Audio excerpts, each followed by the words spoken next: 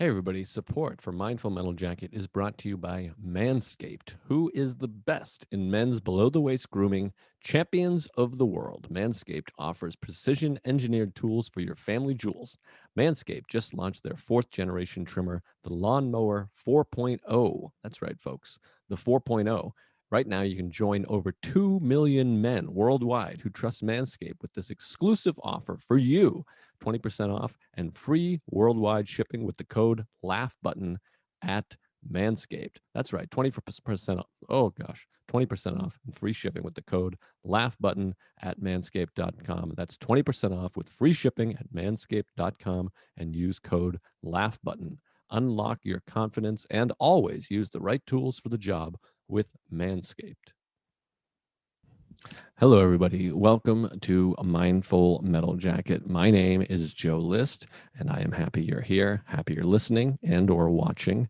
And I'm just very grateful for your attendance and support. Today's episode is a special episode.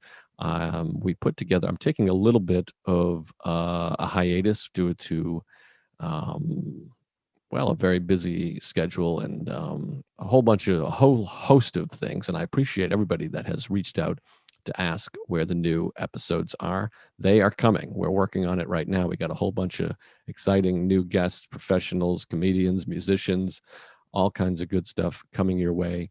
In the meantime, May is Mental Health Awareness Month. So we wanted to give you some good stuff from the past show, some best of, if you will. And today's episode focuses on sobriety and addiction, which, if you're a fan of the show, you know we've talked about a lot. And some of the producers here at Laugh Button were kind enough to put together some of the best of those conversations on those topics. And it's really a great episode here. It's sort of a condensed version of the episodes with sobriety and addiction as the main focal point. And some of the guests today include Ian Fidance, a wonderful comedian and friend who I love, Rosebud Baker, and Patrick Holbert, who are all fantastic comedians who came on the show in the past and were kind enough and giving enough to talk about their own experience with addiction and recovery and sobriety. And I think there's a lot there, even if you're not in recovery or an addict. There's just a lot of great life lessons in there. And we also have Dr. Judson Brewer, who's one of my favorite guests. And he talks about addiction, not from an experiential place, but from a, oh boy, I'm not smart enough to say. He studies it. He's a doctor from a medical standpoint. That sounds good, right? He talks about it from a medical perspective, which is really fascinating at the end. So you get a lot of perspective from people that have been through it and dealt with it. And then you get, like I said, a medical angle on it, which is just fascinating. And I highly recommend Judd's book called Unwinding Anxiety, which I absolutely love. And it's about addiction to anxiety specifically. But there's some great stories in here and some really funny stuff. And I think some really poignant stuff and stuff that we can all use that I think you'll get a lot out of. And it's, if you've heard these episodes before, the individual episodes, it'll be a nice refresher. And if you haven't, it'll give you a little taste of what you can go check out the full episode, because they're all up on the Mindful Metal Jacket feed right now and up on the YouTube. So please check them out and check out these comedians, Ian Fidance, Rosebud Baker, Patrick Holbert, all really funny comedians and extremely kind people, as you'll see and hear. And check out Dr. Judson Brewer, who's a frequent guest on a lot of podcasts. And he's an absolutely fascinating guy and just pretty brilliant, frankly. So enjoy all of that. And there's more new episodes coming soon. Well, this is a new episode, but there's more brand new episodes coming soon. And as always, I really appreciate your support. And thanks to everyone who's reached out and left nice reviews and subscribed and thumbs up and left comments. Please continue to do that. And no need for any concern. I am alive and healthy and well, and there will be new episodes coming out soon. So please enjoy this episode. And you know what? I didn't even prepare a quote, so I'm going to have to just pull one right out of my tits. And by tits, I mean head. That's where it all lives. Let me think of something good off the fly. What's one I say all the time? Well, the thing I say to myself the most and is a good mantra to live by. And it's connected with sobriety and addiction even. My thoughts are not reality, and fear is just fear. I tell myself that about 50 times a day when I go down my hypochondriac moments, anxiety. It's just fear. Fear is just fear. My thoughts are not reality. And now enjoy this episode of Mindful Metal Jacket. Thank you. I love you.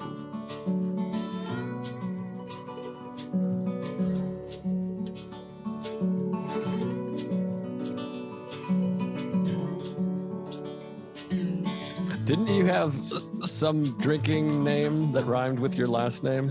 Sober Holbert. Yeah, that's okay.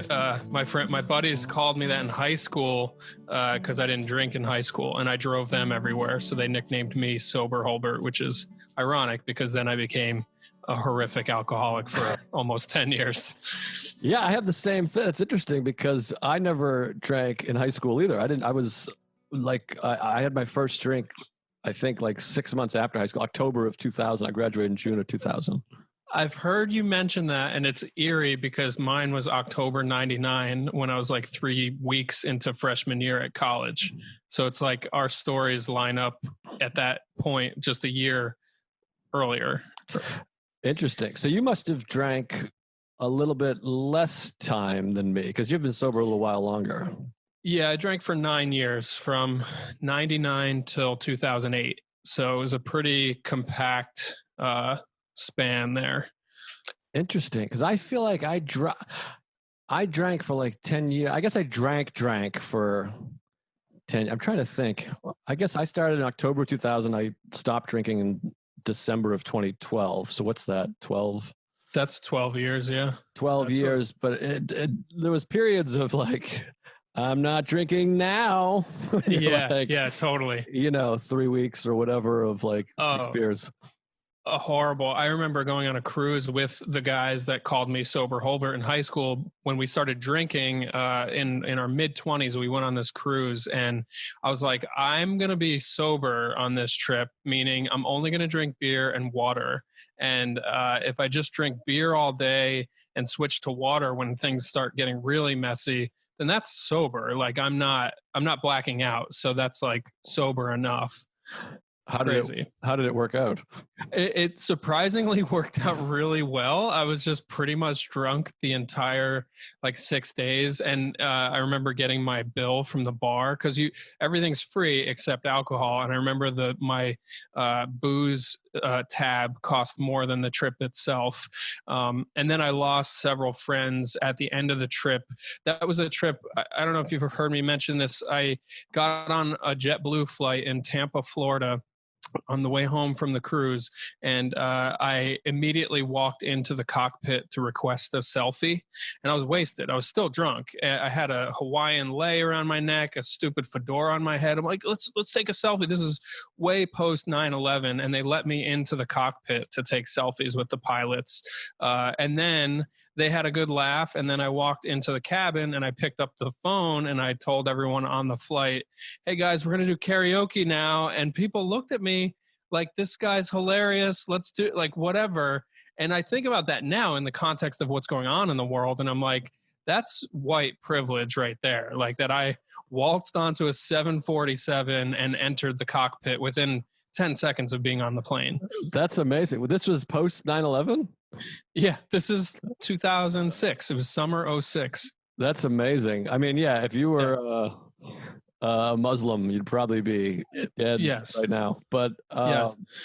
That's wild. Oh, good for you. And that's what's confusing about drinking is because when you're this kind of a drunk, which sounds like you were probably a fun guy. Like when people think you're a fun guy and you are silly, people assume, well, it can't be that big of a deal, and I also was always doing well at work, and it just didn't have like on the surface consequences that everyone could see all the time. So that's what makes it hard is you have a problem and you keep getting into trouble, but it's just so much fun, so you have to keep doing it.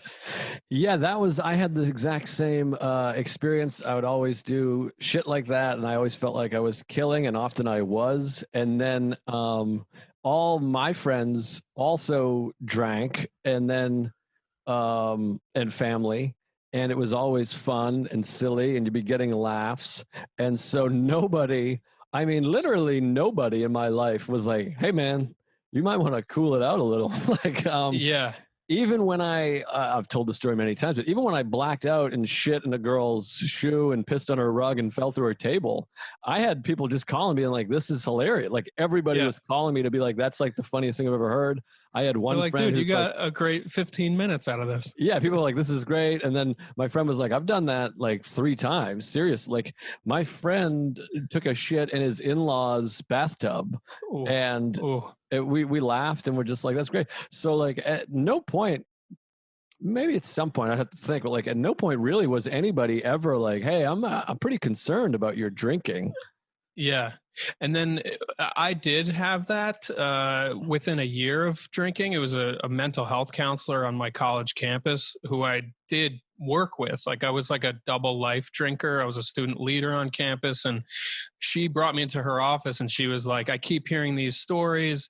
It sounds like you become a different person when you're drunk. She said all the textbook things, and she asked about family history. I do have family history of alcoholism. And she said this classic thing that we probably say to other people now. It's like, well, I can't say that you're an alcoholic because that's not how it works, but you might be an alcohol abuser is what she said. And that made me, I just decided I'll just avoid her for the rest of college, and then I'll just drink however I want and it won't be a problem. Yeah. So that's the thing with alcoholism, is sort of self-diagnosed, but nobody said, hey, you're an alcoholic, you're crazy. But when I was like, hey, I'm an alcoholic, so I quit, nobody was like, what? Yeah. Nobody was like, no way, man. They're checking off their betting pool and they're like, oh, okay, Joe did it in 12 years. I win $500. Yeah, exactly. Everyone was like, no, that makes sense. Sure. And it's hard, especially in comedy, because everyone's so fucking wild. And I always talk about, I think I talked about this on this podcast, the idea of comedy Christmas parties has always been so funny to me. The idea of like, we're going to get together, let our hair down a little, have some fun, just get loose. Yeah. And you're like, okay, I've been doing that every night, but sure. Yeah, so that's where I'm so grateful that the comedy came after sobriety for me, because if I used to work like, I guess, comedy adjacent or entertainment adjacent. I was a TV producer for many years, and we had Christmas parties. I worked for MTV. They threw their Christmas party at Hammerstein Ballroom. Like it was an insane party. Like people would get taken out in ambulances from drinking too much. And I always made a total ass of myself. Like I can remember pulling executive producers aside and like yelling in their ear while they're just trying to have a night out and like enjoy the music, dance. I'm pulling them aside, telling them what's wrong with the network. And I'm like a production assistant, you know? But when I'm drunk, I think I know everything now, but when I'm drunk, I want everyone to know that. I did stuff like that. I remember in comedy. So wait, I want to tell this story, but you never drank while doing stand-up comedy. Is that right? I guess I did, in the sense that my first open mics were when I was 19. I was in college and I was drinking. And then I did open mics again, not for until like 8 years ago. So and that was after I got sober. Man, I was talking to Rosebud Baker a couple of weeks ago, and she's another person that quit drinking, and she said the same thing. I didn't realize, like, her comedy and drinking didn't overlap, which I'm sort of, I'm grateful that I started comedy when I did. I guess I wish I just cannot imagine how many enemies I would have, you know, how many clubs I'd be blacklisted from or whatever, you know, like I don't know what kind of mess I would have made in that environment. Yeah, I was good at behaving because I knew comedy meant so much to me. So I was pretty good at behaving, and I was really, really extremely skilled at pretending not to be drunk. I forget where I was just talking about this. It might have been on this podcast, or maybe it was just in conversation. I can't remember anymore. I do so much talking now. I have no idea. But I was really good at ordering a drink or having a conversation. If it was someone I didn't want to know I was a drunk, I was so good at just being like, okay, here we go. Mm-hmm. And just being like, hi, may I have a Captain and Coke? And I had 17 drinks. I was in like a brownout, but which essentially is lying. I was like a good bullshitter, but I could talk in that way of like, it's like Chappelle talks about how he has black voice and white voice. When he's like, I don't like that deal. Yes. I could do that drinking of just be like, I'll have 2 Budweisers. And I never got kicked out of bars for that. I rarely got kicked out because I was able to do that. It's like the computer program took over in your head to like just pretend to be sober and go on autopilot. That reminds me of sort of the opposite thing where I was good at meeting women, and I loved picking up girls while drinking and stuff. And they would meet this version of me, this like totally keyed up wild man dance party guy. Like I loved, you know, when like a dance circle forms at a bar and people are dancing, getting crazy. I loved being the guy like trying to like outdo everybody. And I would meet girls that way, and certain girls like were attracted to that or whatever. And then I would make a date for later that week or whatever to meet up. Like I would get numbers. I was rarely like a one night stand guy, but I remember having this problem of like, well, shit, they met like awesome Pat Miscellaneous. Pat Miscellaneous was my rap name.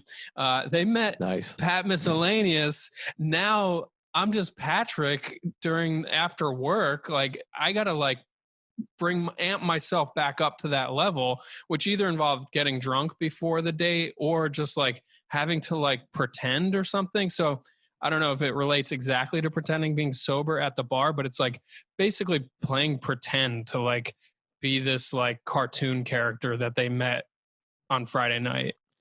Yeah, totally. I mean, I relate to that with drinking and comedy in some ways, but similarly, like I got laid more doing karaoke than comedy. First of all, I was not good at getting laid and had no confidence. But like there was a couple times, 2 different instances where I just ripped it so hard at karaoke that girls were like, I'm going home with you. One girl was like, I'm going home with you and I don't care what you say, which was nice. That's amazing. Yeah. And another girl that was like way more attractive than I was, and but it was similar because the next morning, sober, I'm a shy person and anxious and like, hi, I don't know. And it is hard. It's a completely different animal. Yeah, and that's what's challenging about booze. It's socially acceptable to drink a lot, especially in New York City. It's a lot of people don't consider it a drug. And what's the point I wanted to make about it? Just that, like, it's fuck, I lost the point I wanted to make. It'll come back. Anyway, I'm drunk. I'm wasted.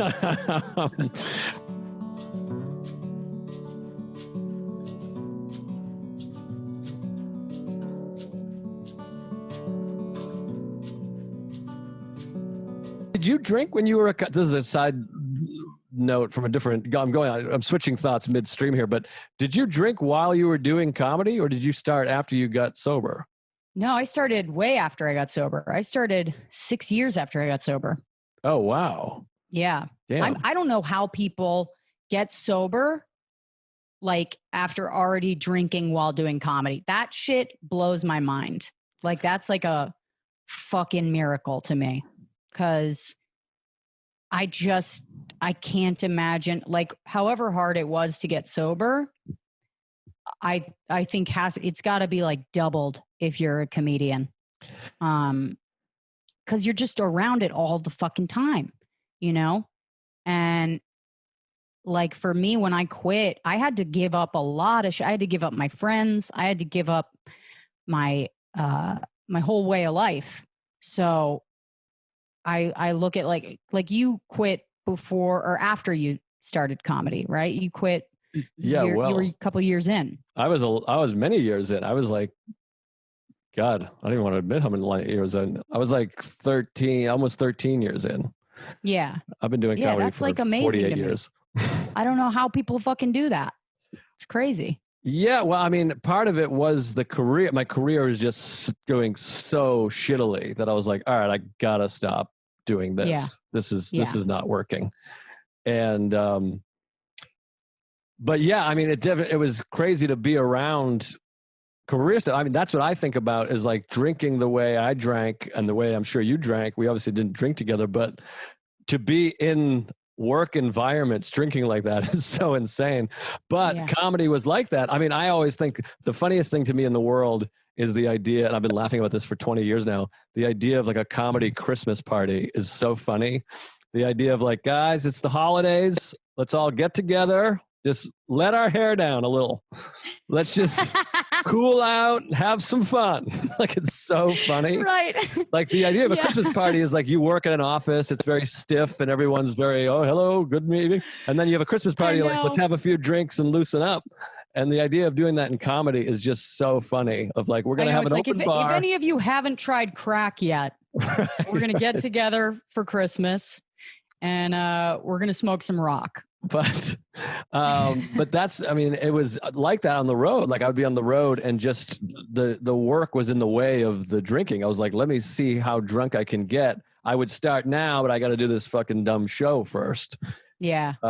So, but yeah, I mean, it was just destroying my career. And obviously I hated myself even more than I do right now, which is tough. Yeah. Well, that's significant. I do think that it's funny, like, did your career get better immediately when you quit? Pretty much immediately. I mean, like I went to the Cellar like a month later. Like I went to audition. I had been passed at the Cellar and then stopped getting booked. And then when I got sober, I was sober for like a month and I was like, let me start trying to make things happen. Because if I'm just going to get sober and not try to do anything differently professionally, then what's even the point? So I went and started asking people like, hey, can you put in a word for me at the Cellar? And I got past at the Cellar, like, I think like I was like 5 weeks sober. Oh, wow. So holy shit. I started getting spots there and this clicking and popping is happening still, but only on my speaker, I guess. Yeah. I'm not going to mention that again. Hearing it. All right, I'm never mentioning it again. If we do have to re-record, I'm down. I don't care.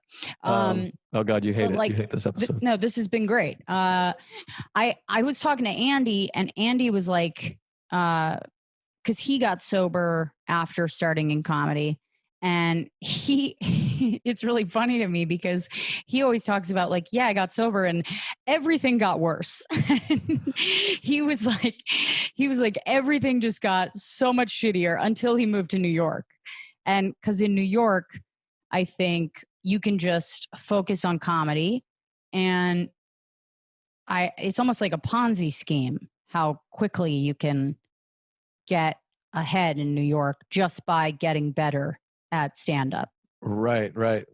Well, it's interesting. Sarah and I always talk about, there's actually not, when you look at comedy, I feel like in general, there's not a ton of comedians who are really successful that are crazy drunks. Like it's hard to be a drunk and successful at comedy. Yeah. I mean, there's some, but like in this city, at least, most of the really successful comedians aren't partying that hard. I feel like, but maybe I'm just saying it because I'm old and I hang out with sober people. No, I think you're right. Cause there's a lot of people that are so fucking funny. So funny. And, you know, I go, what's going on? Like, why aren't they ahead of where they are? And the longer I'm around comedy and the longer, you know, you get to know people, you start to get to know more about them and you're like, oh, okay. Like you just start to see them around and you start putting pieces together and you go, that person is in their own way. That's the only reason why they're not ahead of where they are. Totally. Yeah. I mean, like, I'm trying to think of like, I mean, I don't want to out people as like alcoholics or something, but I'm just trying to think of like, there's not a lot of people in the city that are like really doing well, successful, and are like drink very heavily. I mean, like Bert Kreischer's not in New York, but like he's someone that's like a party guy. He drinks a lot and is extremely successful. But he's made that his thing. That's part of his thing is like, I go out, I party, I drink, I do shots. I don't know. I mean, this is like he's like, it's crazy. When I look at Bert, I'm like, I just look at him in awe. Like as an alcoholic, I look at him and I'm just like, you're a god.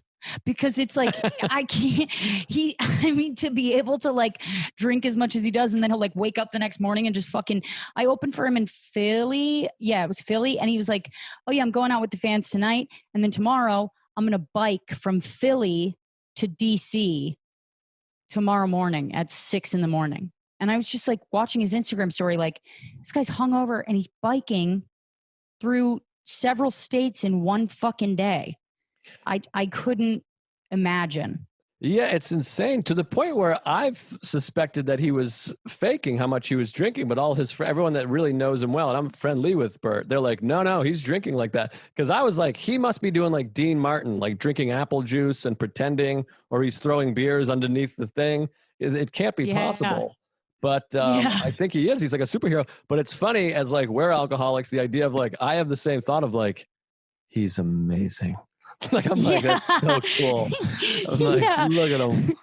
But yeah, I feel like I'm meeting like a DC comic hero. You know what I mean? Like, I'm just like, hi, you know? Yeah. I don't know. He's really like, he defies the laws of nature. Yeah, it's impressive. Because for me, I don't know how, you must have been pretty young when you quit drinking, right? Yeah. Yeah. It was like 22. Yeah, because I was 22. I was 30, about to be 31. And that's what part of the reason when I hit 30, hangovers became a different situation for me. Like when I was 23, I would, same thing. I would drink like blackout drunk and then play basketball the next day. And then when I would hit 30, a hangover I'd lose a day of my life. Yeah, man. I mean, the hangovers, like I could just keep going. When I quit drinking, like it was so weird that I even quit that young. Like there's so many times when I've just been like, why the fuck didn't you just like stick it out, you know?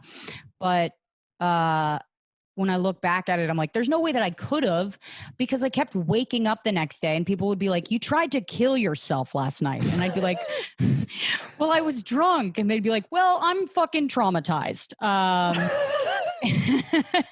So like I couldn't keep it going because it was just too, you know, people would, they'd be like, you're hurting us. Yeah. I remember one time I was in the north end of Boston, which is like Little Italy. And I fell asleep on the side on a building, like on the ledge of a building. It was like a 6-story, and it was like, you know, it's like the thick little mini wall around the building. And I was on top of the thing. So it was like this wide. It was like whatever, as wide as my ass. And I was just laying on it and I like completely fell asleep. And my friend Ryan like woke me up with like his left hand covering my hip so I would not fall, and like pulled me off the roof. And he's like, dude, you were just asleep there. And I was like, what? I'm like, and I was mad. I was like, what are you doing? I'm asleep. Let me fucking sleep, you fucking douche.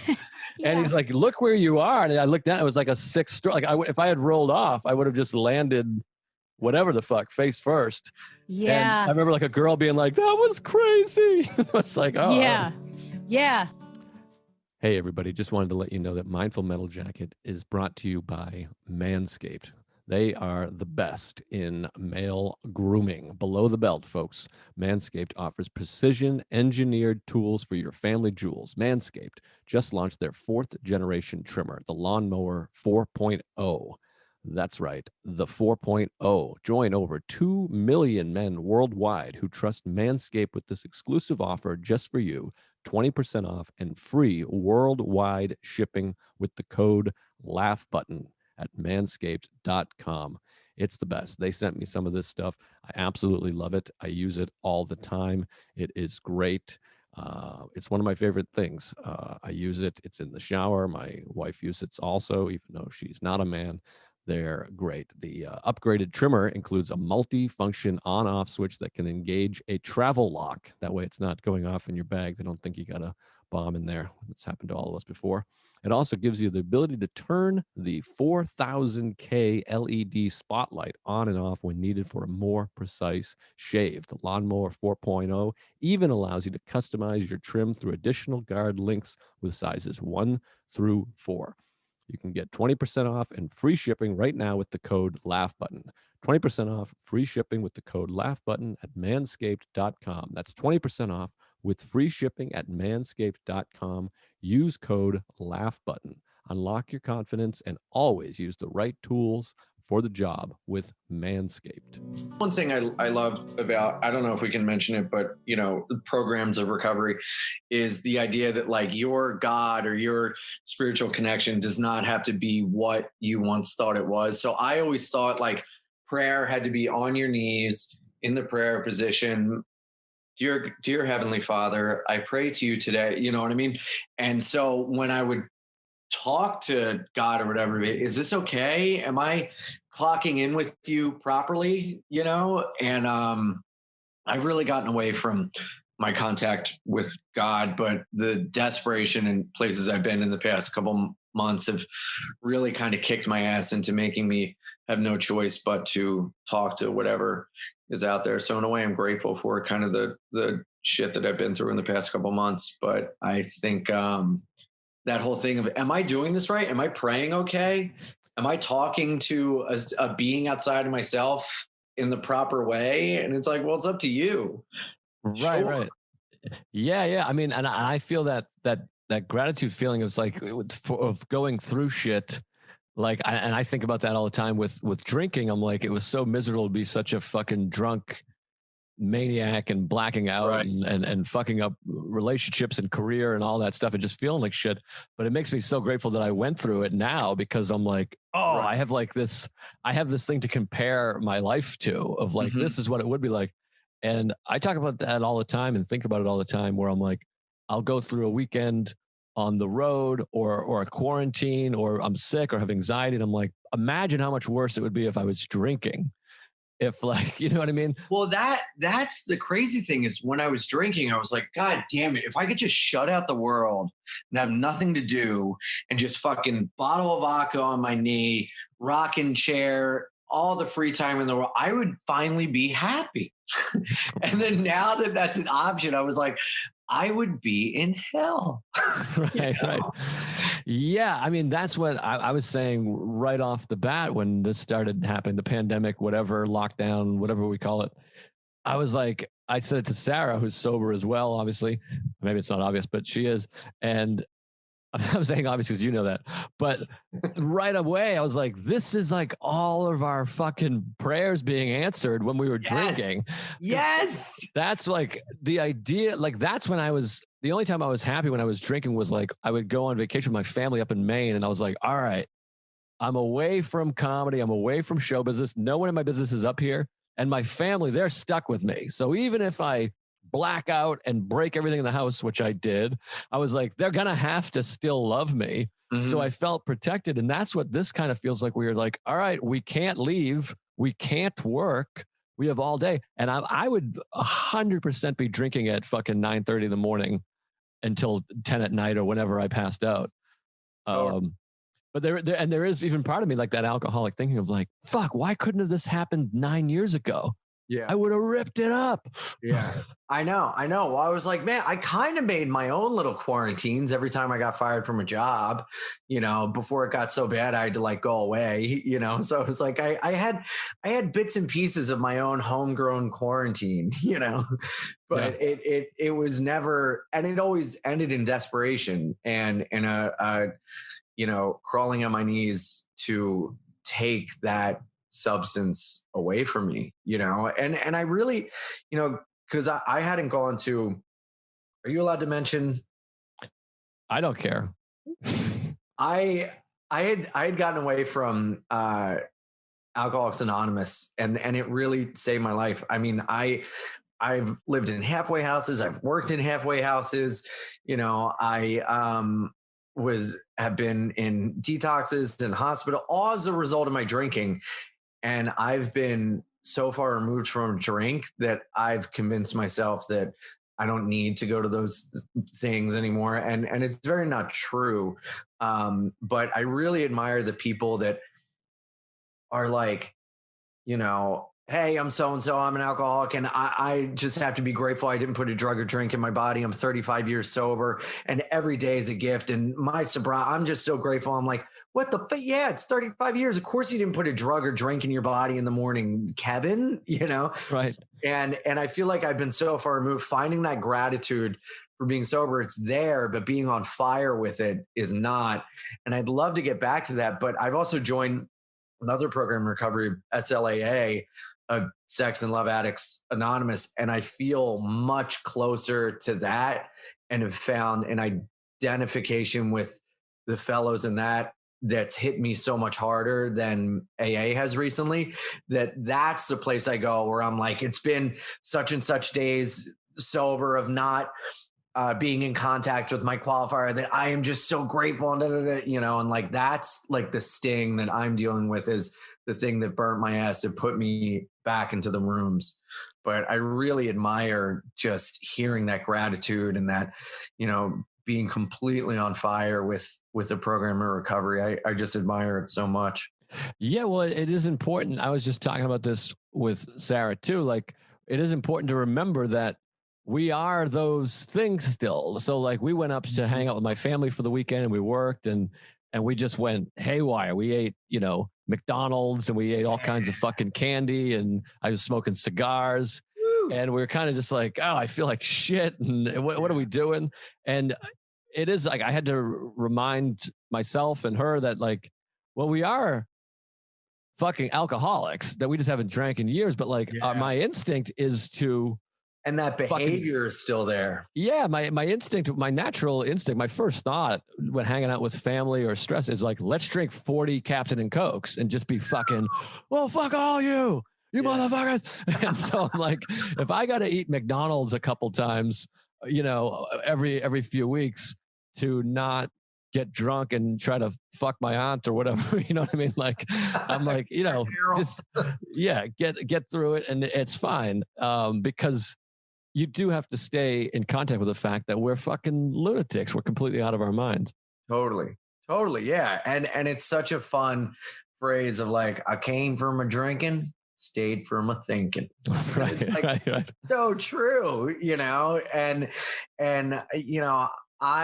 I think that's why I would relapse all the time, because it's almost like a get out of jail free card of like, you're not drinking. Oh my God, you're so great for you. You're such a good person, and it would be like that little pat on the back of like feeling good. And, you start to get little things back that makes your life so much better because you thought you'd never get them. So I would relapse to almost I wouldn't relapse to feel better, but coming back into the rooms off a relapse would make me feel better immediately. Cause it was like, oh, I put down booze, everything's better now. Oh, I put down the drink, things are better now.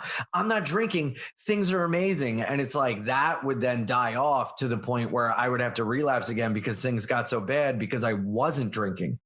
Right. I didn't have that thing that masked everything. And then once that flushed out of my body, I was left with myself. And I was like, oh, fuck.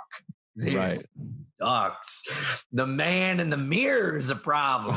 Right. Putting in your body. Right.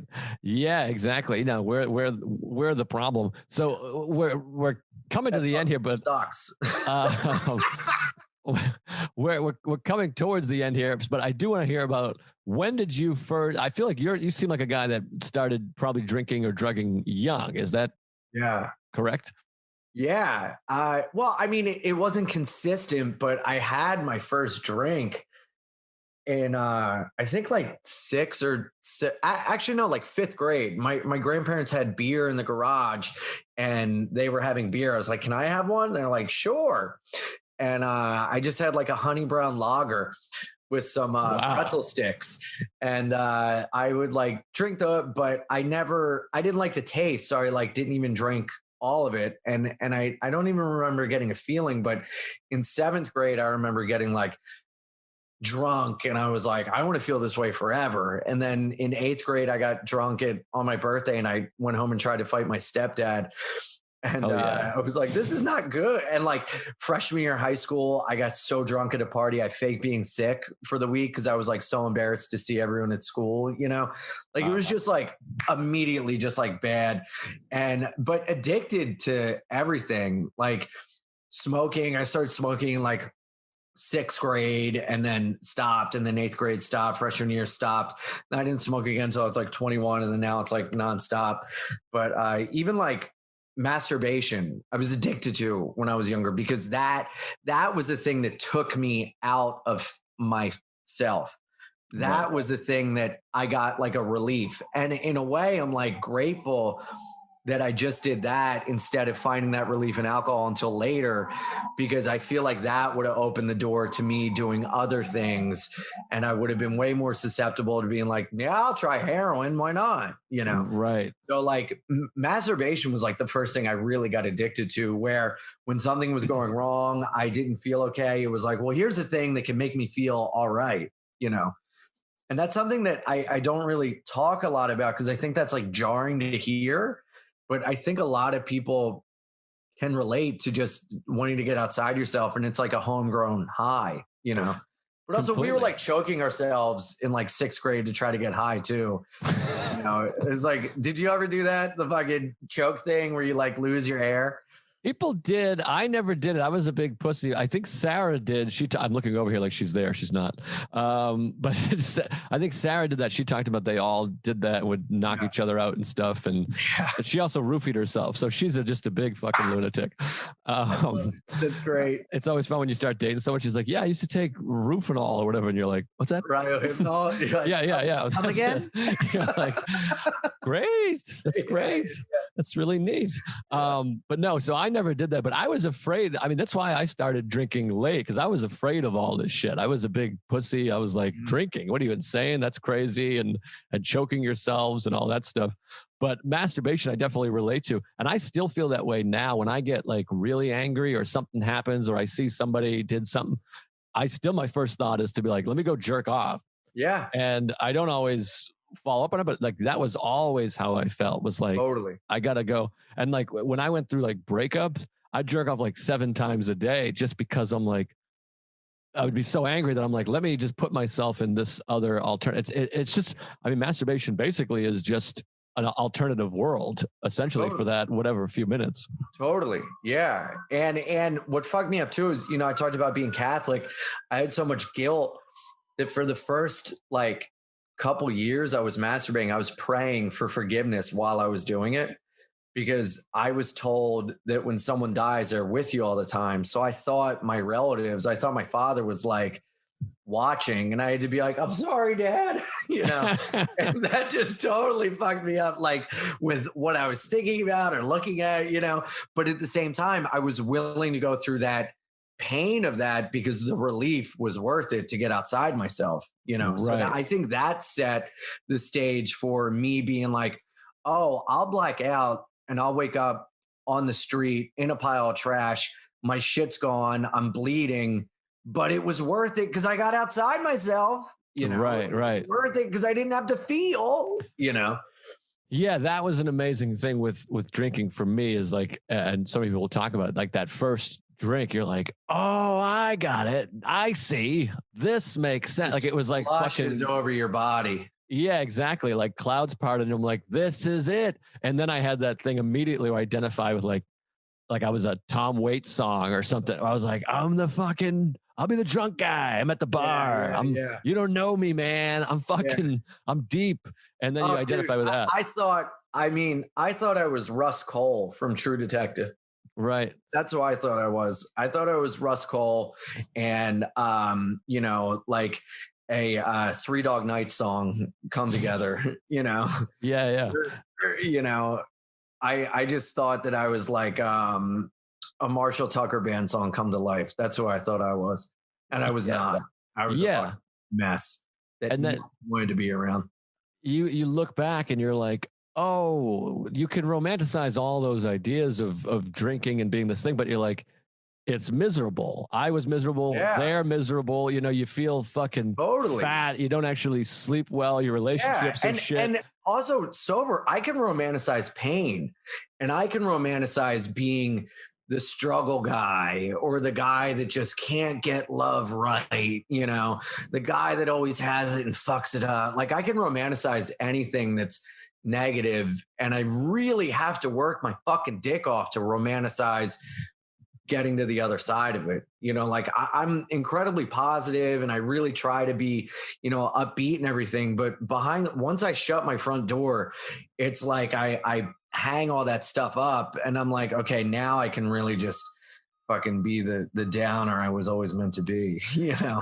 Yeah, no, I had that. And that was a big moment in my life that came with early sobriety. Was in our business in comedy, I was so connected and identified with like this loser, this lovable loser. I got edited off of Last Comic Standing. I never got new faces at Just for Laughs. And then eventually I did way later, but then I bombed, and it was I couldn't get a manager, and I couldn't get a late night. And that was like my thing. I've just been featuring for too long, and I'm down. Don't even tell me your problems, because I have it the worst. And then I got sober, and I was like, hey, a lot of these things I want, I never even tried for. Why don't I just try to do that? And then I was like, that classic like alcoholic thing, I was like, I can't even get a late night set. And then I literally got sober and was like, I have actually made literally zero effort to be on any TV. I've never submitted a tape. Like, it's not like they were like, no, fuck you. I wanted them to come to my house and be like, hey, hi, I'm Dave Letterman, and I'd like you to come do my show. Yeah, and if you never try, you're not a failure. You know? Right. And that's part of why I identify with that. So it had to be this new thing of like a new identification. I still struggle with not to do it again now, to fall back into that of like, no, I can succeed. I'm good. I'm funny. I work hard.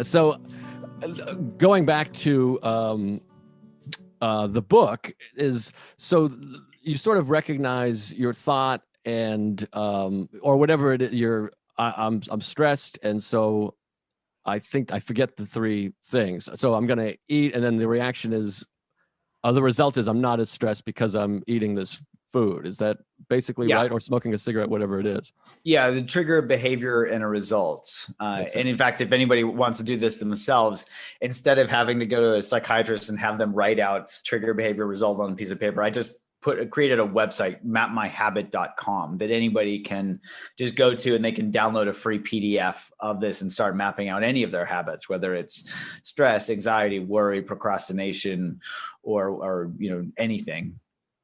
And so how do we go then from there? So we start mapping, and then where do we go from there that it starts to, how does it work? Are we kind of reshaping our brain? Because I keep hearing in all these meditation things that the brain is plastic and we can kind of change these habits. And I've managed to do it. I used to drink every day alcohol, and I don't. And I stopped drinking Coca-Cola a couple of years ago. And some of them, I get nervous to try to even re-explore. Sometimes even the book is like triggering, because I'm like reading about anxiety and panic, and I'm like, no, I've been doing so well, I don't want to go back into there.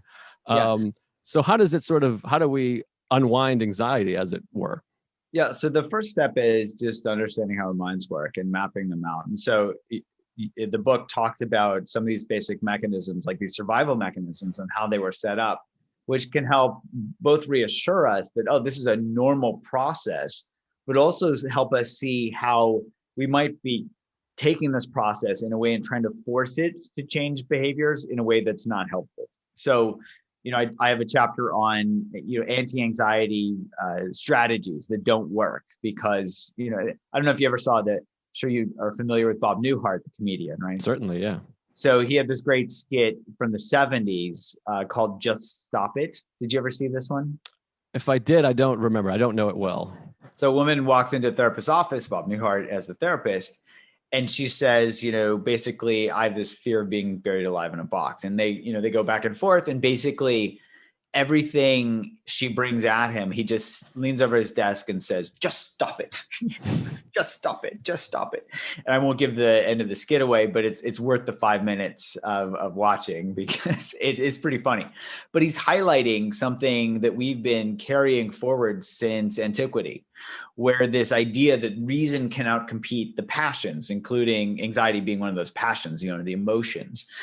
And, we have failed miserably as a species doing that. Look at the diet industry. I wish I could just, my patient could walk in and say, doc, I overeat. And I could just say, just stop it. Okay, you don't have to see me again. Well, I'm smoking. Just stop it. Done. I worry a lot. Just stop it. Right. So we take these willpower based approaches. Yet, if you look at how the brain works, our brains, the willpower, the part associated with willpower is the weakest part of the brain. And ironically, it goes offline when we get stressed or anxious. So it's not reliable if it's even, if it even has any strength at all. So here, it's important to just kind of understand that we can't just think our way out of anxiety. We can't think our way out of worrying. And often when we try to think our way out of things, it actually creates more worry because it's not working. So here, understanding this process, that's that first step, mapping these pieces out. But that understanding also extends to understanding how our brains actually change behavior. And our brains change behavior based on one thing, which is how rewarding a behavior is. Okay. That's the second step, is really checking to see how rewarding is this. I'll give a concrete example. My patients that come in and try to quit smoking, I don't tell them to just stop it.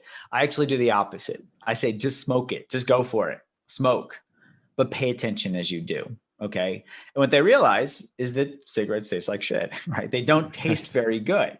And in one study, we got 5 times the quit rates of gold standard treatment with helping people pay attention as they smoke.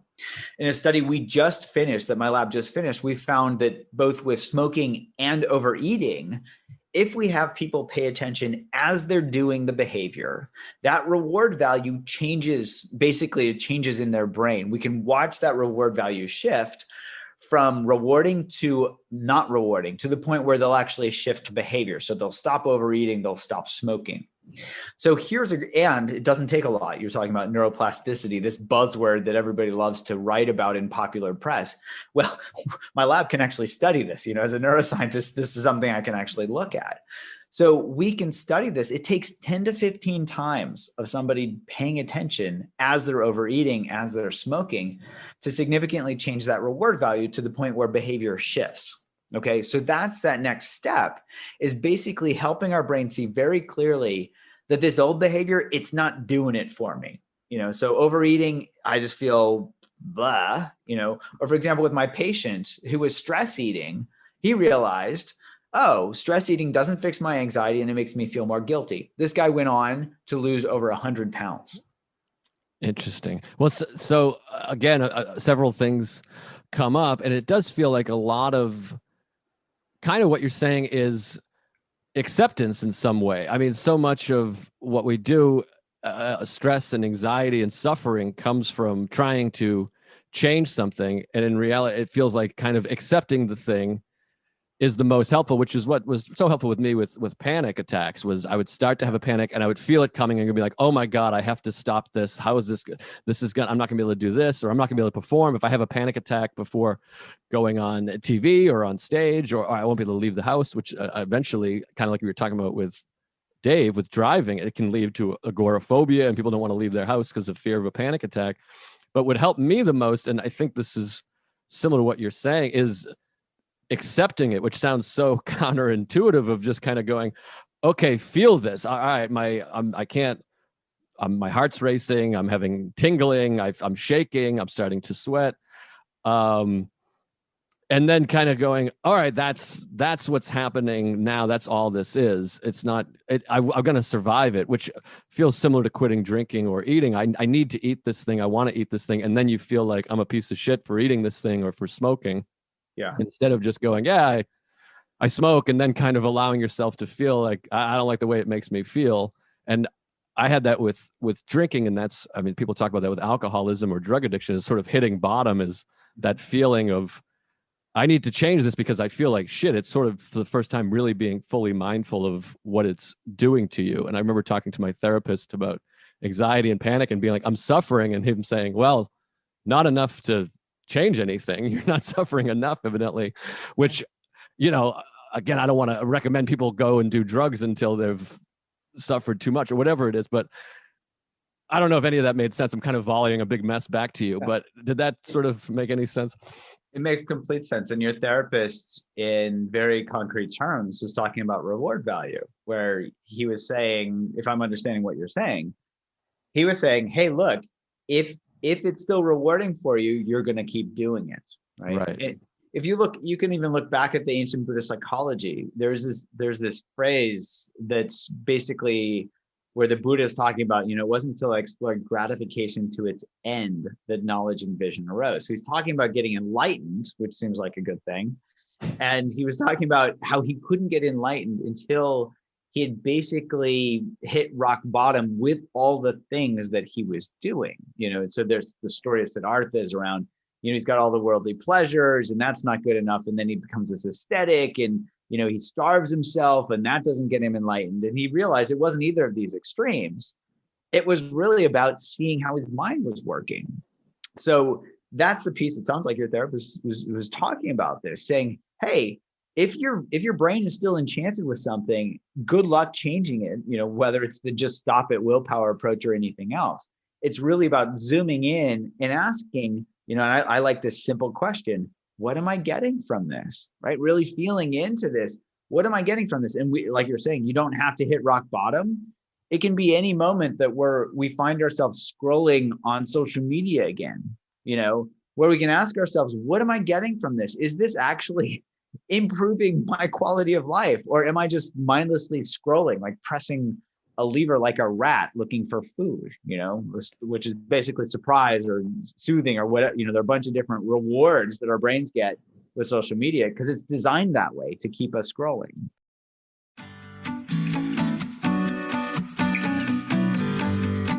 Mindful Metal Jacket is hosted by comedian Joe List, produced by Joe List, edited by Matt Kleinschmidt, executive producers Robert Kelly and Matt Kleinschmidt for the Laugh Button Podcasts.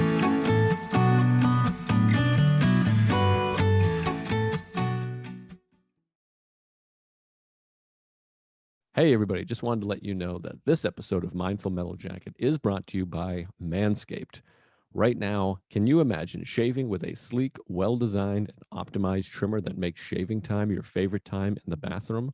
Well, I can tell you right now, this is a fantastic product. They sent it to me. I am one of the first people to try the new 4.0, and I'm absolutely blown away by it. It is fantastic.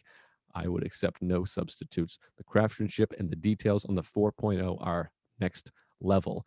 You got to get some of this stuff. They sent me a whole big box of it. I was going to show you, but it's out of my reach. Just take my word for it. It's fantastic. It's my favorite thing that I'm using right now. The Lawnmower 4.0 allows you to customize your trim through additional guard links, sizes 1 through 4. And did I also mention wireless charging? The new wireless charging system uses electromagnetic induction, which can help battery length last longer. You don't want that thing going dead mid-shave. Right now, you can get 20% off and free shipping with the code LAUGHBUTTON at manscaped.com. That's 20% off with free shipping at manscaped.com and use code LAUGHBUTTON. Unlock your confidence and always use the right tools for the job with Manscaped. Thank you, and thanks for listening. Please support the people that support our show.